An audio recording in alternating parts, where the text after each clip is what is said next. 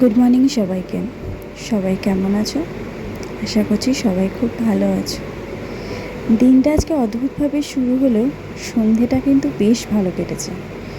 বসেছিলাম মেয়ের প্রজেক্ট নিয়ে, স্মাইলি বানাতে দিয়েছিল। হ্যাঁ, তাই ওর পিপিকে বললাম, কুট্টিকে বললাম যে ওর প্রজেক্টটা করতে।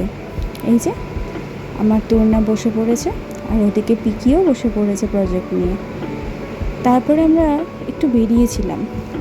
আসলে সারাদিনে ব্যস্ততার মাঝে একটু রিফ্রেশমেন্ট আশা করি সবারই দরকার হয়।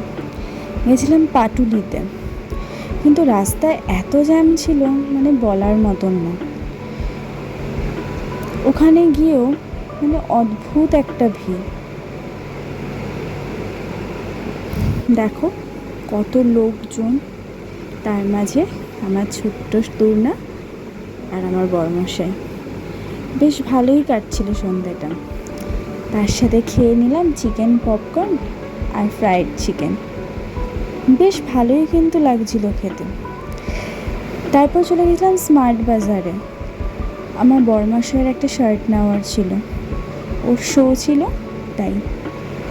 তার মাঝে একটা দারুণ জিনিস হলো, বার্থডে এখনও দেরি আছে, কিন্তু একটা দুটো বার্থডে গিফটও পেয়ে গেলাম, একটা কুর্তি আর একটা ব্যাগ। জানিও তো কেমন হয়েছে। তারপরে যে ঘটনাটা ঘটলো, ওফ, আমার জীবনের সেরা পাওয়া। আমার মেয়ে আমাকে খাইয়ে দিচ্ছিল, বলছে মামা আমিই খাইয়ে দেবো। ঠিক আছে, ডিনারটা করতে করতে আজকের ব্লগটা এখানেই শেষ করি।